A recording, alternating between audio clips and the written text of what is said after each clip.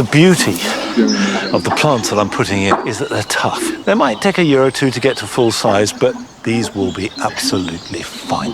Right, I have got a lot more to do, and of course I want to take it on round the corner.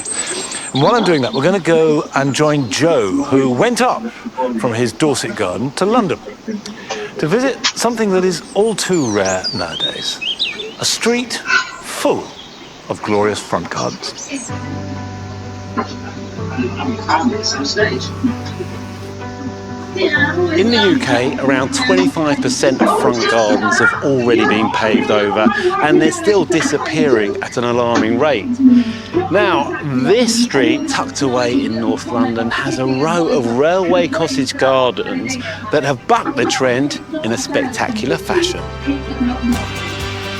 Front gardens are extremely important, especially in our cities. And it's not just about curb appeal. Even the tiniest of spaces can bring some much-needed greenery to our neighbourhoods. They're a sanctuary for wildlife and help to reduce pollution. I'm meeting a group of neighbours whose front gardens are flourishing, and it's all down to a great community spirit and love of gardening.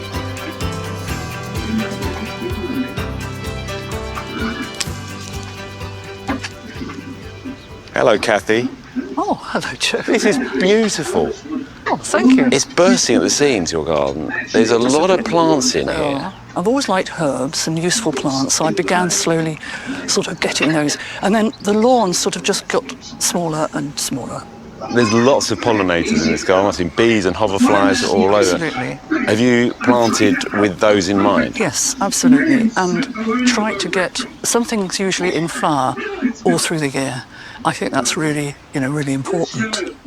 You've got lots of height in this garden as well. The arbutus at the front, yes, that's a great tree. This is a lovely tree. I wanted a lot of edible things in the garden. So that's called arbutus unado, which means, I believe, you only eat it once. Is that right? That's right. But it's already got the fruit on it now that will ripen in sort of Octoberish, sometime like that. Yeah. And that's so intriguing because it has the flowers and the fruit at the same time. And then you've got this beautiful bark.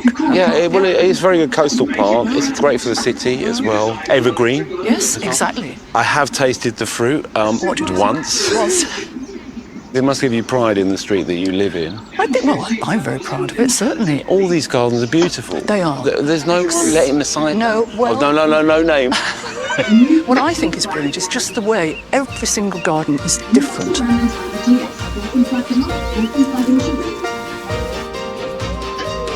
Mike, nice to meet you. I'm Joe. How you doing? Joe, nice to meet you. No, this is clever. Well, you can't see that at all from the street side. This is the bins and the recycling, all right? the rubbish in there, yeah. Trying to cover it up and make it a little bit neater. It's a bit wild at the moment, but what I'm trying to do, just slowly arrange the passion flower that it's enough cover. You get a few of the flowers on view. I really like the way you've got this central bed right in the middle of the front garden, which I guess was paved over before. Yeah. So you've got a route all the way round it, which is fantastic. Nice big fig tree. Yeah, it's got a few on there. Yeah, but it gives you a bit of screening from the house, doesn't it? It does a job. Yeah. Now you've got a trumpet vine on the house. We have. That's quite unusual, but it shows what a microclimate it is. And this is, what was it? Southwest facing, and it soaks up the heat. Yeah. So even if it gets knocked back really hard, it'll still regenerate. And you've got a kiwi fruit. Kiwi, this is my idea of, in early days of gardening, let's have a little Mediterranean area, But, so this kiwi, it just goes mad. I mean, it runs everywhere.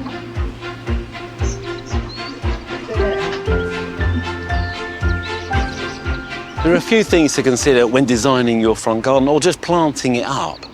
For a start, think about how it's going to sit into the streetscape.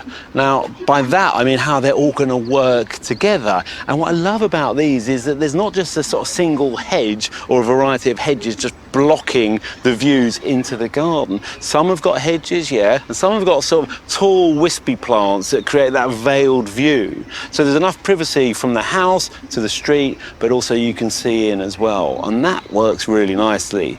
Another thing to consider is the volume of planting.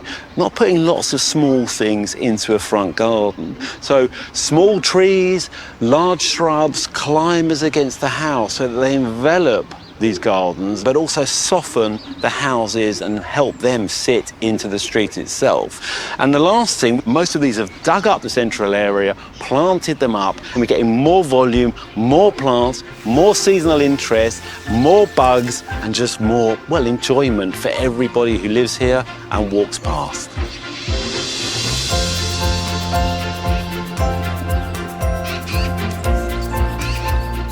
Well, Jane, you've got the largest front garden in the street, haven't you? You've got a corner plot. So do you have a different approach to your front garden?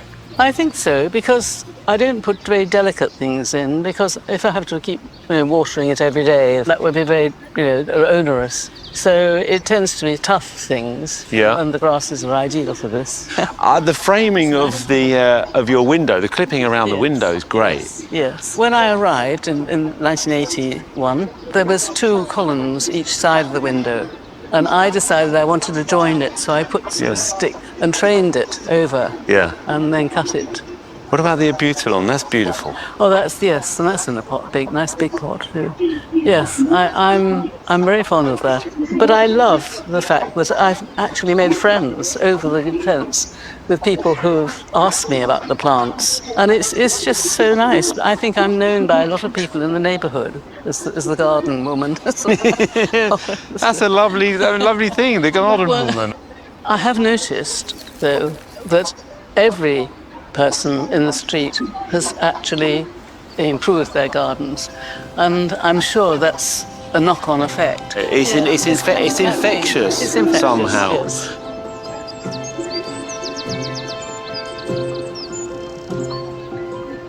Oh, Janine, look at you deadheading your lavender. Perfect time of year for it. Absolutely. Keeps it nice and compact. Yes. So how does it feel to live in this street of lovely gardens? Oh, it's absolutely wonderful. It's just a little oasis in the heart of London, really. It just gives you your own little space.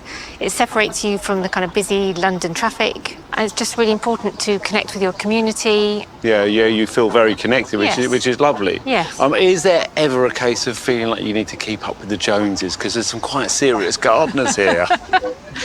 Only in the nicest possible way. You spur each other on? Yes. Eddie, your garden is beautiful. Oh, thank you. It sits so well in front of your house. Yes. It just looks great. Yes. You're obviously into your edibles, and your tomatoes are doing well. I mean, you have got a few flowers. I mean, things like this verbena are beautiful. I didn't actually plant these. They blew in on the wind from next door. So Everyone's got them dotted all the way down. I've just left them. Sweet peas over there. Sweet peas, yeah. And you've got quite fragrant. lovely runner beans as well. Beautiful. Yeah, they're just about to produce, so I'll be eating those next week. It is inspiring, because if someone walks past here and they've got just a bit of grass or something in their front garden, or have never grown vegetables, you're showing it can be done in the middle of London in a front garden. That's right. Got to say, I really admire this group of neighbours.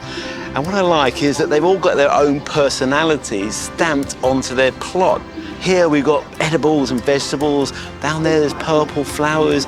There's pollinators everywhere. But the combined effort is just staggering. And it's not just this street and these residents that benefit, it's the whole community. And that's what I love about it.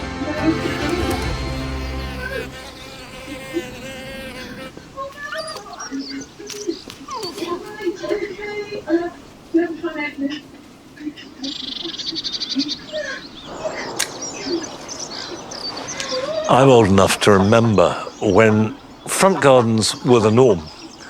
Most houses had a front garden and many were fascinating, and to see a street like that brings it all back. And of course, it's not just the individuals, it's everybody that benefits. Now, we've largely emptied the jaw garden, and at this stage, what I'm really thinking about doing is getting in structure. If I can get in the woody structure, trees, shrubs, then I can work around that. And this is a buddleia, which I've left in, but like all buddleias, it needs pruning back now. Buddleias flower on new wood, so the harder you prune it, the more new wood there will be, and therefore the more flowers there will be. I'm going to plant another buddleia in the dual garden. This is called Buddleia weyeriana sun gold. And instead of having the conventional purple flowers, this has round, globular, yellowy orange flowers. And I'm putting it over here because I am now looking absolutely due south. This, therefore, is the sunniest spot, and that's what Buddleia is like. I've chosen to put it back here, not in the middle of a border, but near a hedge. And the